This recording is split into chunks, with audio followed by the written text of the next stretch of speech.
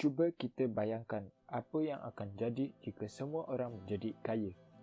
Adakah kita dapat hidup dengan mewah? Ataupun adakah semua orang akan gembira dengan kehidupan mereka? Teruskan menonton.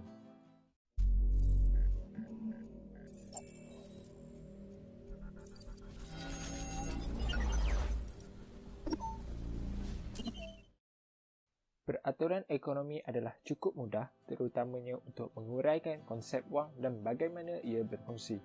Cara termudah untuk melihat dunia dari perspektif kewangan adalah bahawa semakin banyak yang anda miliki dari setiap item, semakin rendah kepentingannya. Dan hal yang sama dapat berlaku untuk bidang dan industri yang lain.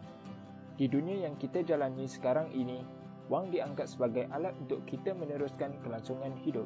Tetapi jika wang tersedia tanpa batas untuk semua orang ataupun dalam kata lain semua orang menjadi kaya, akhirnya lama-kelamaan wang akan kehilangan nilainya. Sebaliknya, keinginan tidak lagi hanya tertumpu pada wang tetapi lebih disukai pada perkara yang tidak ada dalam daya beli seseorang. Sebagai contoh, jika anda mahukan rumah yang tidak dapat anda jangkau ketika anda tidak mempunyai pengaruh keuangan yang mencukupi, ketersediaan wang yang banyak sekarang akan memberi anda kuasa untuk membeli. Walaupun begitu, persaingan yang sengit akan berlaku kerana setiap orang yang sebelum ini mahukan rumah itu tetapi tidak dapat membelinya sekarang akan mempunyai wang untuk membelinya. Apa yang akan terjadi selanjutnya ialah kenaikan permintaan yang besar akan menyebabkan harga rumah naik ataupun dikenali sebagai inflasi. Inflasi adalah ukuran kuantitatif kadar di mana tahap harga rata-rata sekumpulan barang dan perkhidmatan terpilih dalam ekonomi meningkat dalam beberapa jangka masa. Ini adalah kenaikan pada tahap harga umum di mana satu unit mata wang secara efektif membeli lebih sedikit daripada yang berlaku pada tempoh sebelumnya.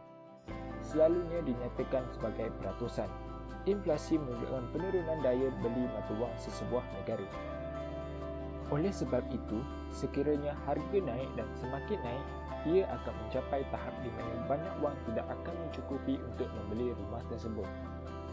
Tambahan lagi, kesetaraan di tempat kerja, jantina, sosial atau wang adalah semua konsep yang ingin dicapai oleh kebanyakan masyarakat kita.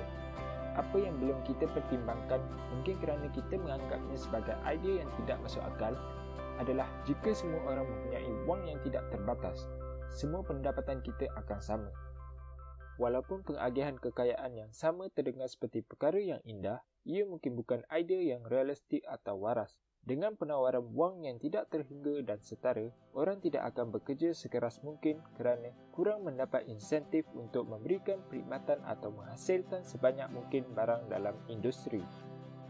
Sebagai contoh, seorang pekerja yang bekerja keras lebih dari 9 jam sehari untuk memenuhi keperluan keluarganya tidak akan terlalu peduli untuk bekerja walaupun separuh dari waktu itu. Hal ini kerana dia akan tetap mempunyai semua wang di dunia yang tidak terbatas. Jadi, kerja keras akan menjadi suatu pilihan dan bukan suatu keperluan. Kaedah lain yang menarik untuk membahaskan isu ini adalah dengan melihat eksperimen yang dijalankan oleh universiti. Seorang profesor di kelas yang mempunyai lebih dari 100 orang pelajar menyatakan kepada murid-muridnya itu bahawa semua akan diberikan markah yang sama tanpa mengira jawapan mereka dalam peperiksaan. Walaupun pelajar yang berprestasi tinggi pada awalnya bekerja keras, pelajar yang lemah masih lulus peperiksaan dan mendapat nilai yang sama. Akhirnya, pengagihan grade yang sama ini menyebabkan para pelajar tidak berusaha keras dalam pelajarannya. Kesimpulannya, dunia tampak jauh berbeza dari spekulasi tentang bagaimana masyarakat kita jika wang tersedia untuk kita semua. Seperti yang disebutkan sebelum ini, akan ada banyak kekurangan jika semua orang memiliki wang yang begitu banyak dan tidak terbatas, yang akhirnya akan menyebabkan kenaikan harga dan pemerintah yang tidak akan mampu untuk mengatasi permintaan yang meningkat. Kehidupan kita juga tidak akan menjadi seperti apa yang kita sangka sekiranya semua orang menjadi kaya. Sekian, terima kasih. Jangan lupa untuk like video ini dan subscribe channel ini. Okay guys, see you in the next video.